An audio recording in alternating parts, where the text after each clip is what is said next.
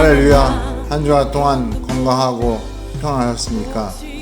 연일 코로나 확진자가 700명대를 웃돌면서 오늘도 부득이 영상으로 주일 예배를 드리게 되었습니다. 우리가 비록 몸은 각 처소에서 떨어져 있지만 마음으로, 영으로 한 마음이 되어 하나님께 영과 진리로 예배드리는 우리 교회 모든 성도님을 되시기를 간절히 바랍니다. 우리 시간 한번 양옆에 계신 분들 인사 한번 하실까요? 하나님이 당신을 사랑하십니다. 예.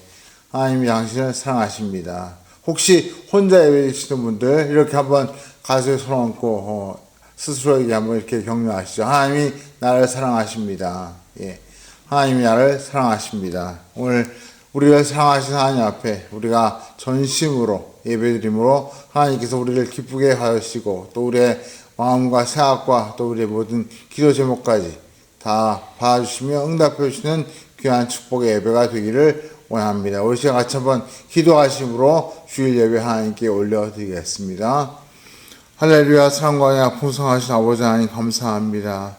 저희가 참 예배를 사모하며 또 예배를 통하여 하나님을 만나며 하나님을 경배하기를 소원하여 이 자리에 나왔습니다. 비록 몸은 떨어져 있지만 각 처소에서 한 마음이 되어 드리는 예배를 하나님께서 기쁘게 받아주시고 제 예배 가운데 함께 하시며 주의 성령을 충만하게 부어주심으로 이 예배의 자리가 영적인 참으로 교회가 되게 하시고 영적인 성전이 되게 하시고 또 이곳에서 드리는 이 예배가 하나님이 기쁘게 하시는 산 제사가 되게 하여 주옵소서. 그리고 무엇보다 우리가 예배를 통해 하나님께 올려드리는 찬송과 또 기도와 그 모든 간구와 소원이 하나님의 귀에 참으로 들려져서 하나님의 놀라운 응답의 축복을 받는 역사가 일어나게 하여 주옵시고 또 새롭게 시작한 이 한 주를 주님이 주신 은혜와 능력과 믿음으로 힘있게 살아갈 수 있도록 저희들을 붙드시고 인도하여 주옵소서. 오늘도 세계 각처에서 주의 복음을 전하는 성도사님들을 기억하여 주옵시고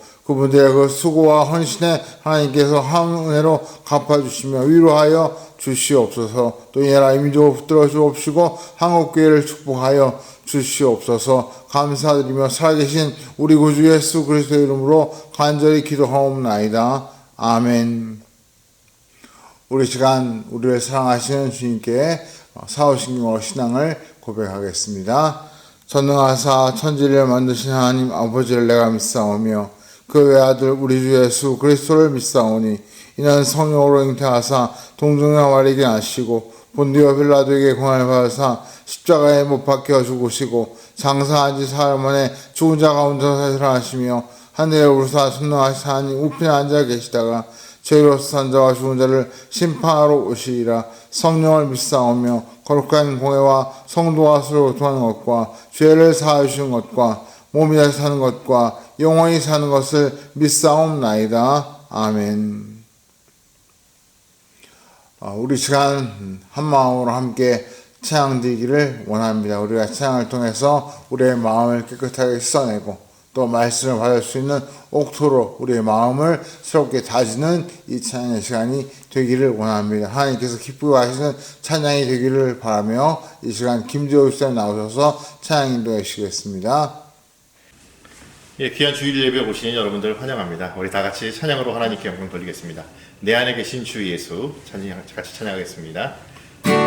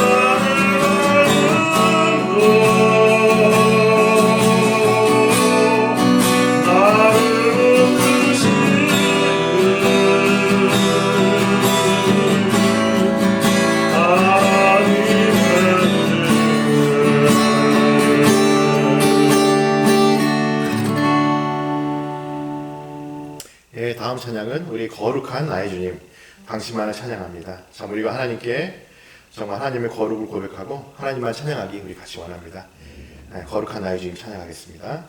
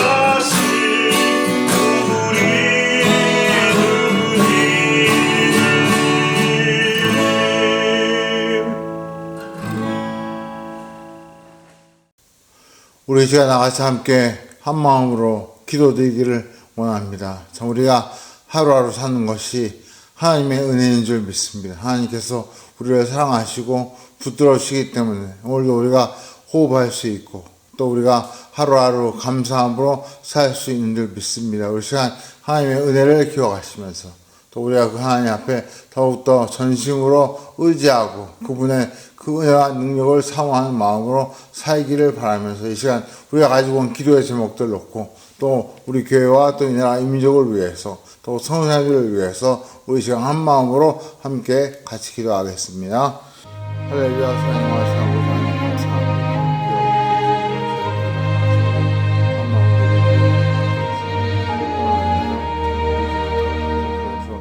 이 영으로 한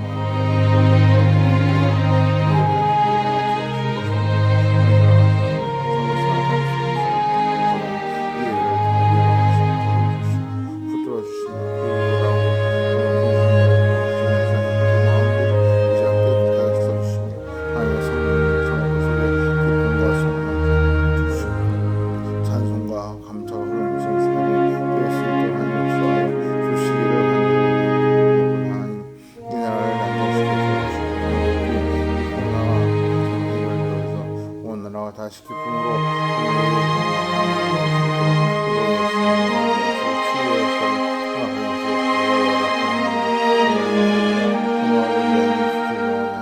그런 혼란을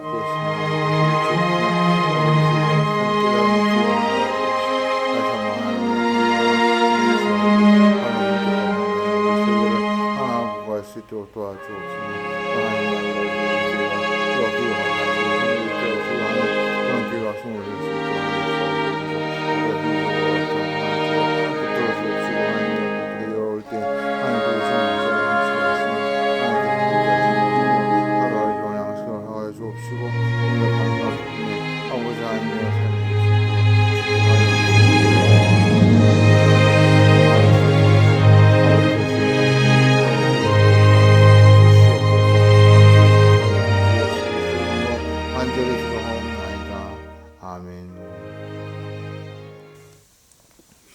이 시간 우리 교회가 후원하고 있는 최하평 차은 성사님께서 얼마 전에 중국 사역을 마치고 교육하셨는데 그동안 교회 앞에 인사드릴 기회가 없었는데 계속 이렇게 미루시다가 부득이 영상으로 또 이렇게 인사를 드리게 되었습니다. 이 시간 잠깐 우리 최하평 청한 선사님의 인사 영상 한번 보시고 또 그분들을 위해서 기도하는 그런 마음을 갖는 시간 되기를 원합니다. 아름다운 만남교회 성도 여러분, 안녕하세요. 그동안 여러분의 기도와 사랑에 깊이 감사드리며 코로나로 인해 영상으로 문안 인사드립니다. 저희는 선교지 환경의 변화와 건강상의 문제로 인해 지난해 11월 28일 귀국하였습니다. 이미 기도 편지를 통해서 아시겠지만 2019년 여름부터 노숙자를 위한 바포 사역에 하나님께서 저희를 부르셨습니다. 저희들은 순종하는 마음으로 전혀 모르는 노숙자들과 교제하며 주의 사랑을 나누었습니다. 스스로의 힘으로 아무것도 할 수 없는 이들에게 밥 한 그릇은 복음이 되었습니다. 그 복음은 그들의 마음을 움직였습니다. 정말 감사한 것은 그 노숙자 중에는 꿈에 그리던 고향을 가게 된 친구들도 있었고 취직하여 정상적인 생활을 하게 된 친구들도 있었습니다. 이들을 섬기면서 어렵고 힘든 일도 많았습니다. 순간순간마다 이겨나갈 수 있었던 것은 정말 여러분의 기도와 하나님의 은혜라고 생각합니다. 4년 전 장인 어른이 돌아가실 때에도 가슴 아픈 기억이 있어서 홀로 계신 어머니는 저희가 빨리 돌아오기를 기다리셨습니다. 그러나 코로나로 인하여 외국에 있는 저희는 어쩔 도리가 없었습니다. 그래서 저희가 귀국하면 그간 기운이 없으신 어머니께 식사도 차려드리고 못다한 효도를 다하고자 했습니다. 그러나 입국 후 격리기간 2주간이 끝나고 만난 지 불과 3일 만에 어머니는 소천하셨습니다. 저희가 중국에 있을 때 어머니의 생명을 지켜주시고 투병 중에 심한 고통 없이 예수님 믿고 하늘나라 가시기를 기도했었습니다. 응답해 주신 신실하신 하나님의 은혜였습니다. 목사님과 성도님들의 위로와 격려에 많은 힘이 되었습니다.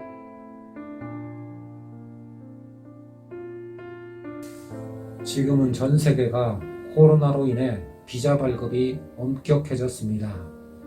앞으로 어느 사역지로 갈지 하나님의 때를 기다리고 있습니다. 이를 위해 같이 기도해 주십시오.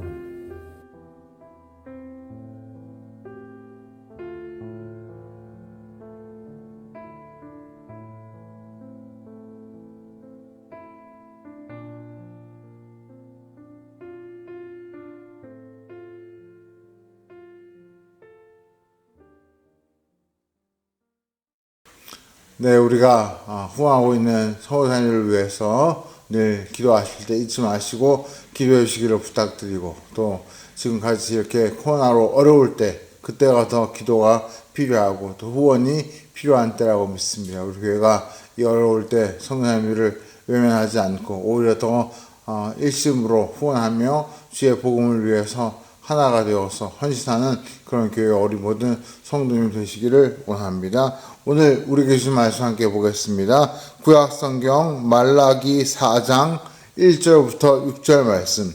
구약성경 1330면 구약성경의 제일 마지막 권입니다. 말라기 4장 1절부터 6절 말씀. 우리 자막을 보시거나 성경을 펴서 우리 한 목소리 같이 한번 이 말씀 함께 읽겠습니다. 시작. 만군의 여호와가 이르노라. 보라, 용광로 불같은 날이 이르니 교만한 자와 악을 행하는 자는 다 지푸라기 갇힐 것이라. 그 이르는 날에 그들을 살라 그 뿌리와 가지를 남기지 아니할 것이로되 내 이름을 경외하는 너에게는 공의로운 해가 떠올라서 치료하는 광선을 비추리니 너희가 나가서 외양간에서 나온 송아지같이 뛰리라. 또 너희가 악인을 밟을 것이니 그들이 내가 정한 날에 너희 발바닥 밑에 재와 같으리라. 만군의 여호와의 말이니라. 너희는 내가 호렙에서 온 이스라엘을 위하여 내 종 모세에게 명령한 법 곧 율례와 법도를 기억하라. 보라, 여호와의 크고 두려운 날이 이르기 전에 내가 선지자 엘리야를 너희에게 보내리니 그가 아버지의 마음을 자녀에게로 돌이키게 하고 자녀들의 마음을 그들의 아버지에게로 돌이키게 하리라. 돌이키지 아니하면 두렵건대 내가 와서 저주로 그 땅을 칠까 하노라 하시니라. 아멘.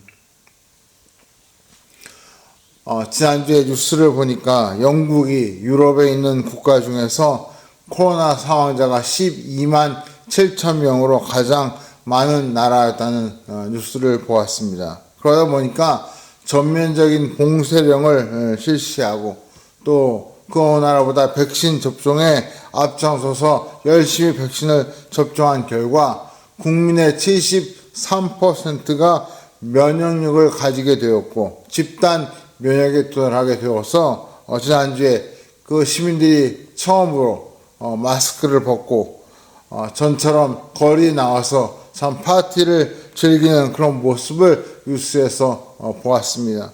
참 부러운 광경이었습니다. 우리도 하루속히 참 그런 날이 오기를 기대하고 또 기도하게 됩니다.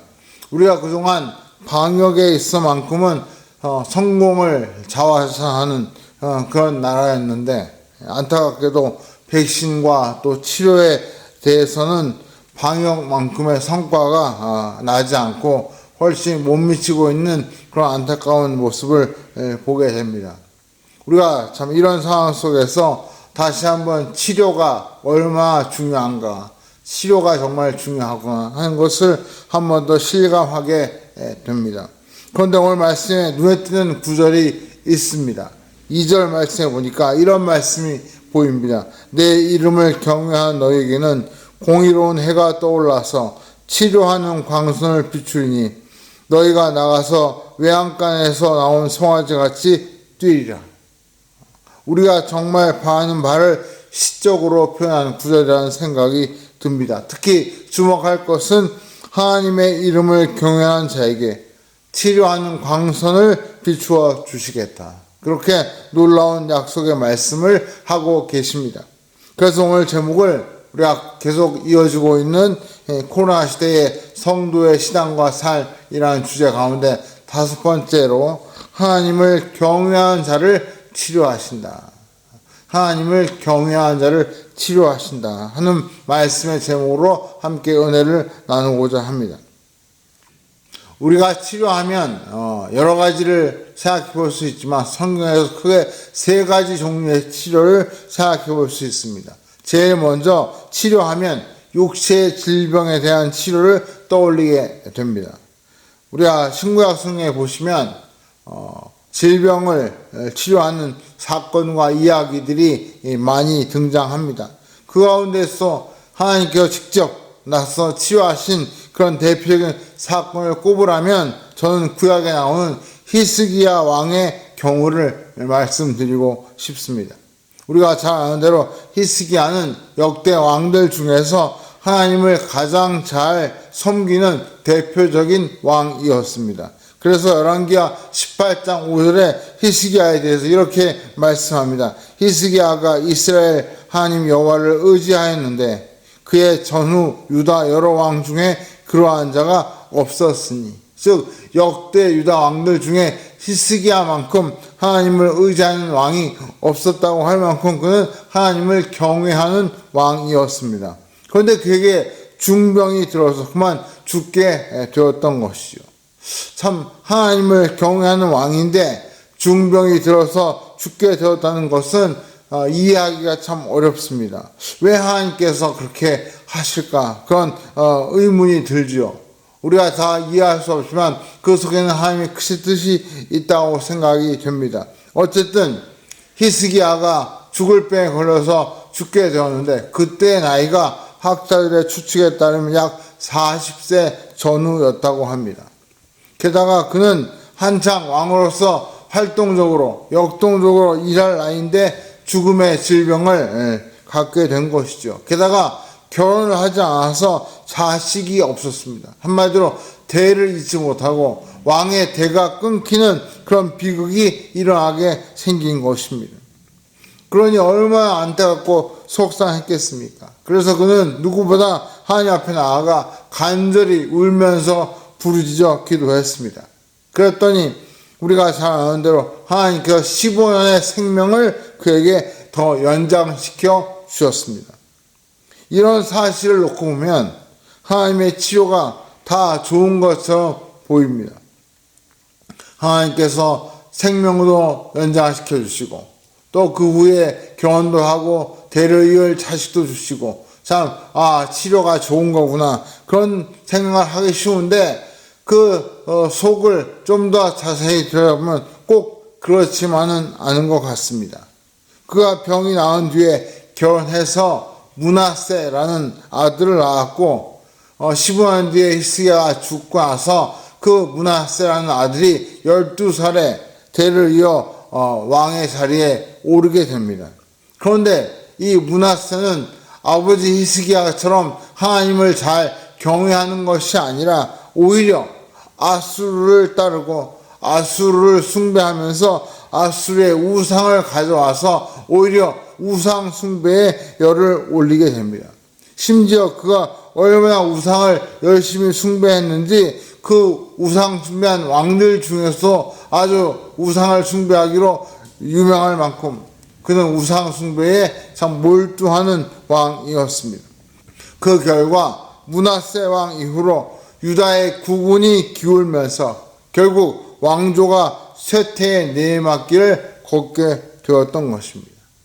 그뿐 아니라 역대하 32장 24절 25절에 보면 히스기야에 대해서도 하나님께서 이런 평가를 내리고 계십니다. 이렇게 말씀하십니다. 그때에 히스기야가 병들어 죽게 되었으므로 여호와께 기도하며 여호와께서 그에게 대합하시고 또 이적을 보이셨으나 히스기야가 마음이 교만하여 그 받은 은혜를 보답하지 아니하므로 진노가 그와 유다와 예루살렘에 내리게 되었더니. 무슨 말입니까?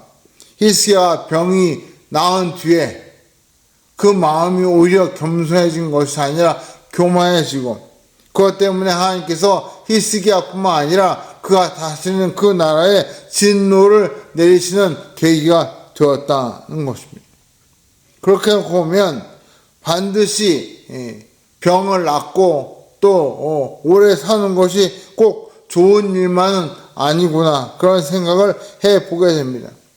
하나님은 우리가 세상에서 무조건 오래 사는 것을 좋다고 말씀하시지 않습니다. 오래 사는 것보다는 어떻게 사느냐 그것을 더 중요하게 보십니다. 물리적인 나이는 말 그대로 숫자에 불과한 것이지요. 실제로 어떤 삶을 사느냐 그것을 하나님께서 더 중요하게 여기신다는 뜻입니다. 그런 의미에서 히스기야는 물리적인 수명은 늘어났을지 모르지만 영적인 면에서는 큰 마이너스의 인생을 살았다고 생각이 됩니다. 치료가 꼭 좋은 것만은 아니었다. 그런 평가를 우리가 내리게 되는 것이죠. 그런 맥락에서 볼 때 오히려 시작성에 나온 사도 바울의 경우는 정반대라고 할 수 있습니다. 사도 바울은 육체의 가시, 즉 육체의 질병 때문에 하나님 앞에 간절히 3번이나 기도했다고 말씀합니다. 다른 사람도 아니고 사도 바울이 정말 시약 성경에서 가장 활동적인 그런 사명을 감당한 사도 바울이 자기 몸에 있는 질병 때문에 그 질병을 치료해 달라고 3번이나 간절히 기도했는데 하나님께서 어떤 응답을 주십니까? 고린도후서 12장 9절에 이런 응답이 왔습니다.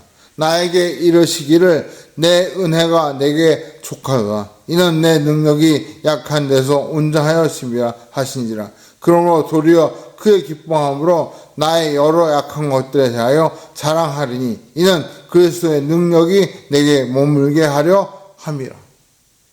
이 말씀은 여러 가지로 해석이 가능하지만 제가 심플하게 정리하면 질병을 치료해 주시 않은 것이 오히려 바울에게는 유익했다. 은혜가 되었다는 것입니다. 치유가 아니라 치유되지 못한 것이 더 은혜였다는 뜻이죠.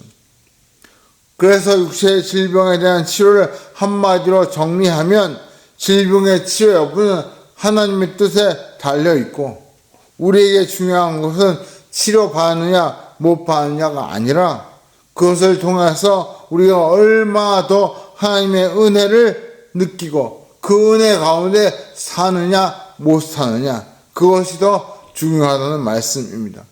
아무리 치료를 받아도 히스기야처럼 교만해지면 오히려 무익한 것이고, 반대로 스토벌처럼 치료를 못 받았더라도 오히려 그것 때문에 하나님을 더 의지하게 되고 하나님의 은혜를 더 풍성하게 경험하게 되면 그것은 오히려 더 큰 유익이 된다는 말씀입니다. 솔직히 제 개인적인 경험을 놓고 봐도 제가 심장병과 뇌경색이라는 큰 중병을 앓고 나서 육체적으로는 그 병을 앓기 전이 훨씬 더 좋았지만 영적으로는 오히려 그 질병을 겪고 난 이후에 이제는 정말 하루하루를 하나님을 의지할 수밖에 없고 하나님의 은혜로 사는 것임을 고백한다는 점에서 오히려 영적으로는 지금이 더 유익하다, 더 크게 큰 유익이 있다, 그런 고백을 하게 됩니다. 물론 그 질병의 후유증 때문에 열심히 운동해야 되고 약도 먹고 또 음식도 절제해야 되지만 그런 것들이 결국은 제 자신을 연단하는 계기가 되는 것을 겪고 있습니다. 우리가 그런 의미에서 너무 질병의 치유에 집착할 것이 아니라 그 질병을 통해서 얼마나 하나님의 은혜를 더 깊이, 더 풍성하게 경험할 수 있느냐, 거기에 더 우리의 초점을 맞추어야 할 줄 믿습니다. 두 번째로 우리가 성경에서 치료라고 할 때 주목해야 할 것은 바로 영적인 상태에 대한 치료입니다. 영적인 상태. 다시 말해 우리의 죄악을 치료받는 것, 이것을 성경은 강조합니다. 어쩌면 이 치료가 질병에 대한 치료보다 훨씬 더 중요한 치료라고 할 수 있습니다.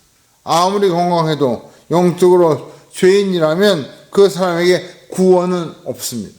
반대로 아무리 건강이 약하고 심지어 질병으로 고생해도 영적으로 그 죄를 용서받고 참으로 하나님의 그 구원을 선물로 받았다면 그 사람은 누구보다 복된 사람이라는 뜻입니다. 우리가 잘 아는 이사야 53장 5절에 예수님께서 십자가에서 당하신 고난을 이렇게 설명하고 있습니다. 그가 찔림은 우리의 허물 때문이요 그가 상함은 우리의 죄악 때문이라. 그가 징계를 받음으로 우리는 평화를 누리고 그가 채찍에 맞음으로 우리는 나음을 받았도다. 즉 예수님께서 십자가에서 채찍에 맞고 가시에 찔리고 손과 발에 못이 박히고 심지어 옆구리에 창이 찔려 물과 피를 쏟으신 그 모든 일들이 바로 우리의 허물과 죄악 때문에 당하신 일이라는 것입니다. 그리고 더 나아가서 그렇게 고난을 당하심으로 우리는 어떻게 되었습니까? 우리가 영적으로 평화를 누리고 우리의 영적인 질병이 나음을 받았다. 그렇게 성경은 말씀합니다. 다시 말해 우리의 영적인 죄가 치료된 것입니다. 예수님의 십자가 고난을 통해서. 이것이 바로 예수님께서 이 땅에 오신 가장 중요한 목적이었습니다. 우리가 육체의 질병을 치료받는 것에는 엄청난 관심을 쏟는 반면에 우리 영혼의 질병, 즉 영적인 질병을 치료하는 것에는 상대적으로 관심이 적고 소홀한 경우가 많습니다. 조금만 열이 나고 목이 아프고 기침이 나고 그러면 우리는 정말 건강을 걱정하고 막 약을 찾고 치료해달라고 기도를 하죠. 정작 영적으로 우리가 죄를 짓거나 하나님께 부끄러운 일을 하게 되었을 때 그만큼 회개하고 간절하게 용서를 구하고 그런 열심을 보이고 있느냐? 그렇지 못할 때가 많다는 것입니다. 상대적으로 그만큼 영적인 질병의 치유에 소홀하다는 뜻이죠. 최소한 육체의 질병의 치료에 쏟는 만큼의 관심을 영적인 질병을 치료하는 데에도 쏟아야 마땅할 줄 믿습니다. 우리가 이 코로나 사태를 맞이해서 우리 육체의 건강에 대한 관심이 큰 만큼 우리의 영혼의 건강에 대해서 크게 관심을 두고 살피는 그런 계기가 되어야 할 것입니다. 세 번째로 우리가 성경에서 보게 되는 세 번째 치료는 바로 우리 주변 상황과 환경에 대한 치유와 회복입니다. 즉 우리를 둘러싼 환경과 상황을 하나님께서 고쳐주시고 회복시켜 주시는 것입니다. 하나님께서는 질병만 치료하시는 분이 아니라 우리를 둘러싼 환경과 상황을 치료하시고 회복시켜 주시는 분입니다. 출애굽기 15장에 보면 이스라엘 백성이 출애굽한 이후에 홍해를 건너서 한 3일 이상 광야, 그 뜨거운 광야를 지나게 되었습니다. 가지고 나온 물도 다 떨어지고 그야말로 목말라 죽게 된 그런 지경에 이르렀을 때 그들이 마라라는 곳에 도착하게 되었습니다. 그런데 보니까 그 마라에는 큰 물 웅덩이가 있었습니다. 한마디로 오아시스가 있었던 것이죠. 너무나 기뻐서 출애굽한 백성들이 그 물 웅덩이에 가서 그 물을 먹는 순간 그 물이 너무 써서 정말 너무 써가지고 먹을 수 없는 그런 물이었습니다. 물은 풍족한데 먹을 수 없는 물이었다는 데서 이스라엘 백성들이 더 분노가 일어난 것이지요. 화가 난 이스라엘 백성들이 곧바로 모세를 찾아가서 원망을 늘어놓습니다. 그러자 또 모세는 하나님께 가서 호소합니다. 하나님, 이 백성이 물이 저렇게 쓰다고 저에게 와서 원망을 합니다. 하나님 도와주십시오. 그랬더니 하나님께서 모세에게 말씀하시기를 그 오아시스 주변에 있는 나무를 가리키면서 그 나무를 잘라 물에 던지라고 말씀하십니다. 그랬더니 그 나무가 물에 던져지고 난 이후에 그 썼던 물이 단물로 바뀌게 되면서 모두가 마음껏 마실 수 있게 되었습니다. 그때 하나님께서 이스라엘 백성에게 이런 말씀을 해주셨습니다. 출애굽기 15장 26절에 이르시되 너희가 너희 하나님 나 여호와의 말을 들어 순종하고 내가 보기에 의를 행하며 내 계명에 귀를 기울이며 내 모든 귀를 지키면 내가 애굽 사람에게 내린 모든 질병 중 하나도 너에게 내리지 아니하리니 나는 너희를 치료하는 여호와입니다. 하나님께서 그 물을 쓴 물에서 단물로 고쳐주시는 그 사건을 상징적으로 보여주시면서 중요한 선포를 하십니다. 나는 너희를 치료하는 여호와라. 그래서 히브리 말로 여호와 라파 이렇게 우리가 부릅니다. 하나님은 백성들의 질병만 치료하시는 분이 아니라 그들이 처한 상황까지 그들이 처한 환경까지 치료해 주시는 분이라는 뜻입니다. 즉 하나님의 치료는 단순히 질병에만 국한하는 것이 아니라 우리의 영혼과 또 우리의 모든 환경과 상황까지 다 포함하는 전인적인 치료를 해 주신다는 뜻입니다. 우리가 치료에 대한 이 말씀을 종합해 볼 때 지금 우리가 붙들고 기도해야 할 제목이 생각이 납니다. 바로 이런 기도가 우리에게 필요합니다. 하나님, 여호와 라파이신 하나님, 하나님께서 우리 개개인의 질병을 치유해 주실 뿐 아니라 우리의 죄악을, 우리 영적인 그 질병을 치료해 주시고 더 나아가 이 코로나로 힘들어진 이 상황을 치료해 주시기를 간절히 기도합니다. 이것이 오늘 우리의 기도의 제목이 되어야 할 것입니다. 그런데 이런 치료와 관련해서 오늘 우리가 읽은 말라기 4장에 매우 중요한 교훈이 주어지고 있습니다. 우리가 한번 그 교훈들을 주목해 볼 필요가 있습니다. 그 첫 번째 교훈은 하나님께서 용광로가 되신다. 용광로가 되신다는 것입니다. 우리 1절 같이 한번 다시 읽어볼까요? 시작. 만군의 여호와가 이르노라. 보라, 용광로 불같은 날이 이르니 그만한 자와 악을 행하는 자는 다 지푸라기 같을 것이라. 그 이르는 날에 그들을 살라 그 뿌리와 가지를 남기지 아니할 것이로되. 하나님께서 치료의 하나님도 되시지만 때로는 용광로처럼 가지와 뿌리까지 다 태우시는 하나님도 되신다. 그 말씀입니다. 누구의 그런 용광로가 되신다는 겁니까? 여기 보니까 교만한 자와 악을 행하는 자에게 용광로가 되신다고 말씀합니다. 우리가 아까 살펴본 히스기야의 경우를 우리가 기억하시면 이해가 쉬울 것 같습니다. 히스기야가 병이 낫고 난 이후에 어떻게 되었습니까? 마음이 교만해졌고 그 교만함이 결국 유다와 예루살렘을 진노의 자리로 몰고 가는 그런 비극의 원인이 되었음을 우리가 보게 됩니다. 하나님께서 이처럼 교만한 자, 악을 행하는 자를 향해서는 여호와 라파, 치료하시는 하나님이 아니라 용광로 가신 하나님, 그들을 다 불태우시고 징계하시고 심판하시는 하나님이 되신다는 것입니다. 우리가 그런 의미에서 참 하나님을 사랑하고 경외할 뿐 아니라 두려워하는 마음도 가져야 할 것입니다. 우리가 여호와 라파, 치료하시는 하나님뿐 아니라 용광로 같은 하나님도 기억해야 한다는 뜻입니다.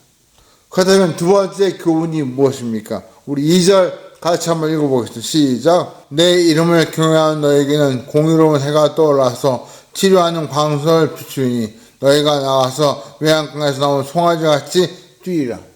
두 번째 교훈은 하나님의 이름을 경외하는 자에게 치료하는 광선을 비추어 주시겠다. 참 너무나 기쁘고 감사한 말씀이죠. 마치 송아지가 외양간에 나와서 기뻐 뛰는 것처럼 참 우리에게 그렇게 기뻐하며 뛸 수 있는 그런 축복을 주신다는 것입니다. 여기 여호와의 이름을 경외한다. 이름을 경외하는 말이 무슨 뜻일까요? 제가 얼마 전에 어느 한 그 유명 가수의 그 실황 공연 영상을 보게 되었는데, 거기에 그 유명한 가수가 노래를 부르는 중간에 거기에 그 구경원 그 청중들을 그 무대로 불러서 이렇게 선물도 주고 뭐 사진도 찍고 하는 그런 시간을 갖는 걸 보았습니다. 그런데 어떤 그 공연장에 온 한 팬이 그 무대에 올라와서 자기가 좋아하는 그 가수와 손을 악수를 하고 심지어 막 포옹을 하고 그 사진을 또 핸드폰을 같이 찍고 또 선물을 받고 하니까 막 좋아가지고 막 눈물을 막 쏟는 그런 모습을 보았습니다. 제가 그거 보면서 야, 저렇게 좋을까? 정말 저렇게 좋을까? 좀 그런 생각이 들었습니다. 그런데 스타에 대한 팬심이 큰 분들을 보면 직접 만나는 것뿐만 아니라 그냥 그 이름만 봐도 또 그 스타를 상징하는 무슨 마스코트만 봐도 막 좋아서 어쩔 줄 몰라 하는 그런 모습을 흔히 볼 수 있습니다. 심지어 만약 자기가 좋아하는 스타를 직접 만나서 포옹하면 거의 기절할 것처럼 좋아하는 것이죠. 저는 그런 팬들을 보면서 문득 그런 생각이 들었습니다. 과연 나는 하나님, 예수님, 성령님 그 이름만 들어도 그렇게 좋아서 눈물이 나고 팔짝팔짝 뛸 만큼 기쁜가? 좀 너무 질문이 심각한가요? 과연 나는 좀 표현을 바꾸면 그렇게 하나님에 대해서 팬심이 큰가? 제가 저를 놓고 보니까 그렇지 않더라고요. 한마디로 하나님에 대한 팬심이 너무너무 부족한 것을 느끼게 되었습니다. 제가 이 말씀을 준비하면서 그래서 새벽에 나와서 기도할 때 참 하나님에 대한 팬심이 부족한 제 모습을 정말 진심으로 회개하는 시간을 갖게 되었습니다. 사실 저도 과거에 정말 힘들고 어려웠을 때 하나님의 도우심을 구하고 또 하나님께서 저를 그 어려움에서 건져주실 때 정말 너무 기뻐서 정말 기도만 하면 눈물이 막 쏟아질 만큼 그런 기뻤던 체험이 있습니다. 그런데 시간이 흐르고 그냥 또 삶이 어느 순간 이렇게 평온해지다 보니까 그 감격, 그 참 팬심이 식어진 것이지요. 사랑하는 성도 여러분, 여러분은 지금 어떠하십니까? 여러분의 팬심은, 하나님에 대한 팬심은 지금 어떤 상태이십니까? 하나님 말씀하십니다. 내 이름을 경외하는 너희에게 치료하는 광선을 비추어 주겠다. 그러면 외양간에서 나온 송아지처럼 기뻐 뛰게 해 줄 것이다. 지금 우리에게 너무나 필요하고 너무나 절실한 그런 말씀이 아닐 수 없습니다. 그런 의미에서 이 말씀을 듣고 계시는 우리 한 분 한 분의 마음 속에 정말 하나님을 향한 경외심, 다음말로 하나님을 향한 정말 뜨거운 팬심이 가득한 그런 성도가 되시기를 기도하는 저와 여러분 되시기를 원합니다. 우리 마음속에 정말 하나님을 향한 그 경외심을 회복해 주십시오. 하나님을 향한 뜨거운 팬심을 회복시켜 주십시오. 이게 오늘 우리의 기도의 제목이 되어야 할 것입니다. 마지막으로 오늘 본문에 나오는 중요한 교훈이 있습니다. 그것은 바로 우리의 마음을 돌이키라. 마음을 돌이키라는 것입니다. 우리 5절과 6절을 다시 한번 읽어보겠습니다. 시작. 보라, 여호와의 크고 두려운 날에 이르기 전에 내가 선지자 엘리야를 너에게 보내리니 그가 아버지의 마음을 자녀에게로 돌이키게 하고 자녀들의 마음을 그들의 아버지에게로 돌이키게 하리라. 돌이키지 아니하면 두렵건대 내가 와서 저주로 그 땅을 칠까 하노라 하시니라. 여기 보니까 크고 두려운 날이 이르기 전에 선지자의 말씀을 듣고 마음을 돌이키라. 그렇게 선포하고 있습니다. 사실 이 말씀을 선포하고 있는 말라기 선지자는 구약의 마지막 선지자입니다. 그건 주전 430년경에 활동한 선지자였고 그 당시에 이스라엘은 막 포로에서 해방되어서 예루살렘에 들어와서 성전을 재건하고 또 예루살렘 성을 다시 재건하고 한창 이렇게 다시 나라를 세우려고 애쓰던 때였습니다. 하지만 여전히 외세의 핍박이 거세게 일어나고 있었고 또 놀라운 것은 절대로 망하지 않을 줄 알았던 바벨론이 페르시아에 망하고 또 그 페르시아가 그리스 로마에게 망하면서 세계 역사의 주도권을 놓고 거대한 소용돌이가 치는 그런 상황 속에 있었습니다. 게다가 그런 상황 속에서 말라기 선지자 이후에 우리가 잘 아는 세례요한, 주의 길을 예비하라고 하시는 그 세례요한이 올 때까지 무려 400년 동안 선지자도 오지 않고 하나님의 음성도 들리지 않는 그야말로 영적인 암흑기가 오게 되었습니다. 그래서 말라기 선지자는 당시 이스라엘 백성을 향하여 여호와의 크고 두려운 날이 오기 전에 여호와께 돌아와서 마음을 돌이키라고 그렇게 지금 선포하고 있는 것입니다. 이 선포는 어쩌면 지금 우리를 향한 선포라고 해도 과언이 아닙니다. 지금 이 코로나 시대에 성도의 신앙과 삶이라는 주제로 제가 말씀을 전하고 있는데 제가 개인적으로 가장 염려하는 것 중에 하나는 우리의 마음이 하나님에게서 멀어지면 어떡할까? 그런 염려가 목회자인 저에게 있습니다. 우리가 비대면으로 영상을 통해 예배를 드리게 되면서 어느 순간부터 예배를 드리는 생각보다 동영상을 본다. 그런 생각이 들 때가 많습니다. 또 게다가 큰 TV로 보면 그나마 좀 괜찮은데 작은 컴퓨터 모니터 심지어 더 작은 핸드폰 모니터로 예배 영상을 보게 되면 정말 예배를 드린다는 그런 경건한 마음보다는 예배에 대한 동영상을 시청하고 있다. 그런 생각이 더 많이 든다는 것입니다. 우리가 교회 와서 예배를 드리게 되면 그나마 몸과 마음을 가다듬고 경건하게 예배를 드리게 되지만 가정에서 혹은 개인적으로 영상을 보며 예배를 드리게 되면 아무래도 우리의 몸가짐과 마음가짐이 흐트러질 수 있습니다. 더 심한 것은 예배에 대한 태도가 약해지면서 하나님으로부터 멀어질 수 있다. 이 시간 한번 여러분의 몸가짐과 마음가짐을 돌아보시기 바랍니다. 혹시 정말 여러분 이 시간 예배를 드리고 계십니까? 아니면 예배 영상을 보고 계십니까?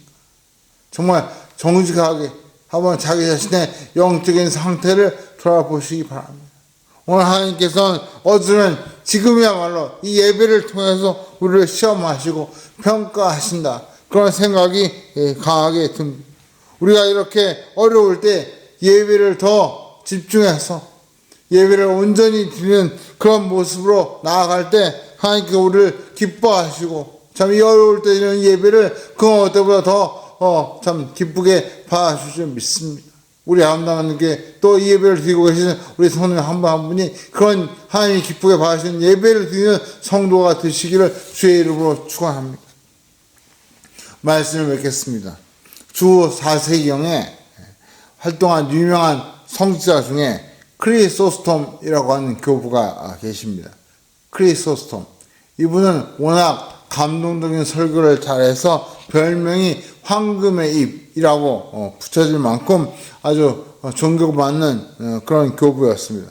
그런 분이 동로마의 황제와 황후로부터 핍박을 받고 옥에 갇히게 되었습니다. 그분이 옥에 갇혔을 때 아주 유명한 일화가 있습니다. 그분을 독방에 감금하자 그곳에서 이 크리스토톰 교부가 이렇게 기도했습니다. 하나님, 저에게 이렇게 조용한 기도실을 주시니 감사합니다. 이렇게 조용한 기도실을 주시니 감사합니다. 그는 날마다 그 감옥에서 오히려 기뻐하며 기도를 하는 것입니다. 그 소식이 황제와 황후에게 들렸습니다.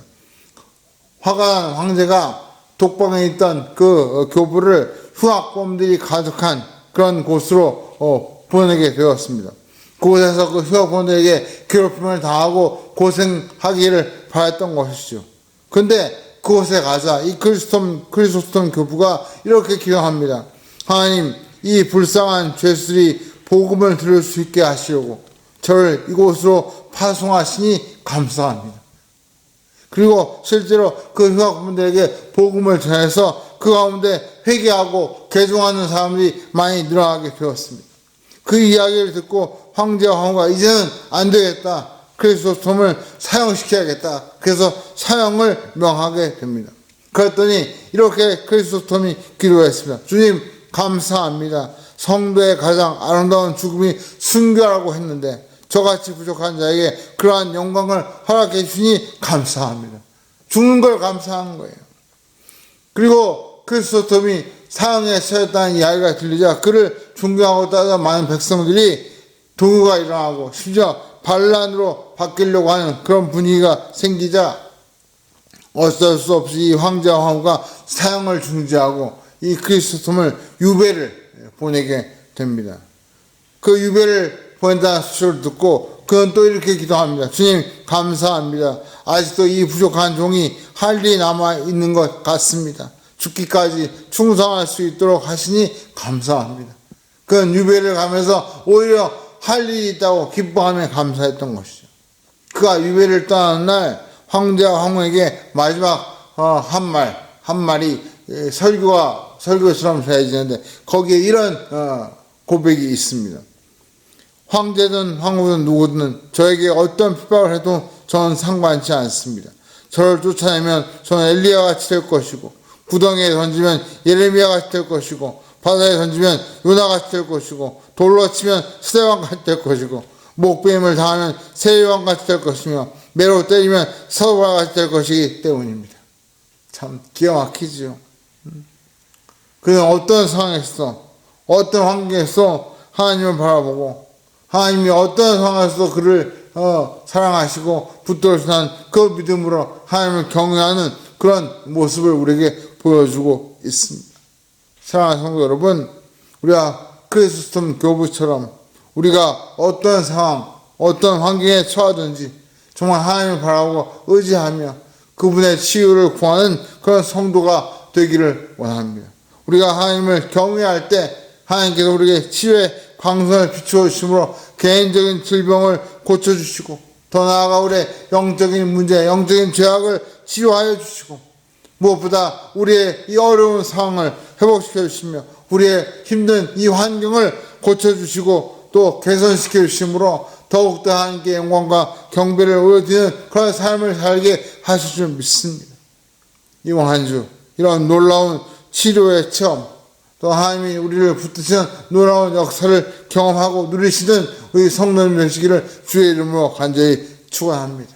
우리 지금 한번 말씀을 생각하시면서 기도하기 원합니다. 하나님, 저를 치료하여 주옵소서. 저의 몸에 이런 질병이 있습니다. 저를 고쳐주십시오. 주님, 제 마음속에 이런 죄악과 이런 잘못된 생각들, 이런 잘못된 마음이 있습니다. 하나님, 고쳐주십시오. 하나님, 제 환경이 지금 어렵습니다.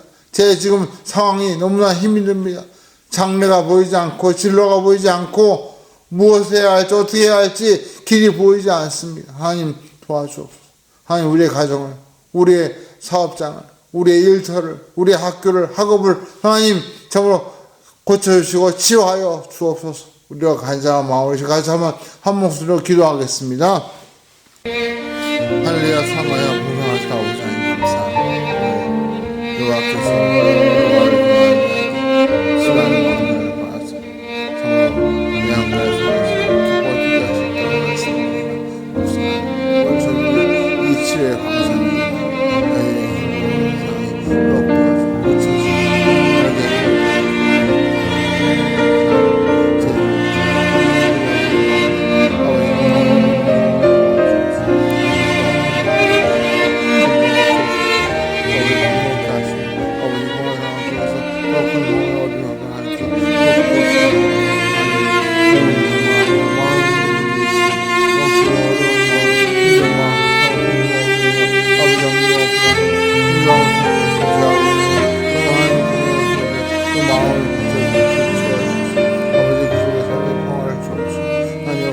주님께서 우리를 그 십자가에 관항하시고 우리가 평화를 위하여 나오는 역사가 일어나게 하시고 우리의 모든 상황을 무엇이든지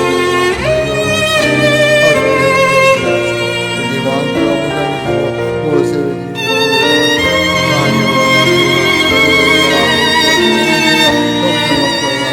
아버지의 모에 다시 마음의 평화를 감사하고 그다음 하나님을 하는 것을 나는 역사가 일어나게 하여 주시옵소서. 할렐루야. 여호와 라파이신 하나님, 오늘도 우리를 치료하시고 우리를 붙드시고 사랑해 주시는 줄 믿습니다.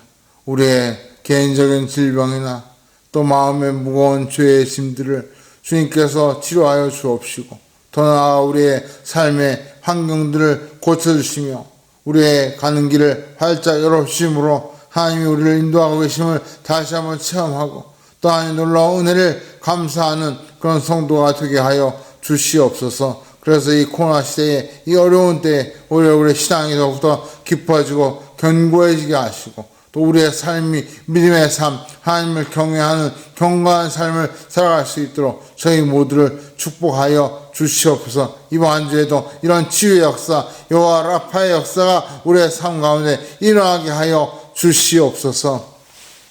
이제는 우리를 치료하시고 우리에게 참된 평화를 주시고자 십자가에 고난을 당하시고 죽기까지 순종하사 구원에 올라온 선물이신 주 예수 그리스도의 그 크신 은혜와 여호와 라파가 되시며 우리를 치료하사 참 우리를 회복시켜 주시고 믿음의 길로 하나님을 경외하는 삶을 살도록 인도하시는 성부 하나님의 그 크신 사랑하심과 우리의 삶 가운데 늘 동행하심으로 우리의 가는 그 길 가운데 하나님을 의지하고 참으로 경건한 삶, 여호와의 이름을 경외하는 삶을 살도록 역사하시는 성령 하나님의 감동 인도하심이 옳신 말씀을 다시 마음에 새기며 여호와의 이름을 경외하는 자에게 치료하는 광선을 비춰주시겠다는 그 말씀이 나를 위한 말씀인 줄 알고 참으로 여호와를 경외하는 삶을 살기를 마음속에 다짐하며 이 자리에 머리숙인 사랑하는 주의 사람들의 심령 일과 우리 교회와 이 나라의 민족과 성도사님들 위해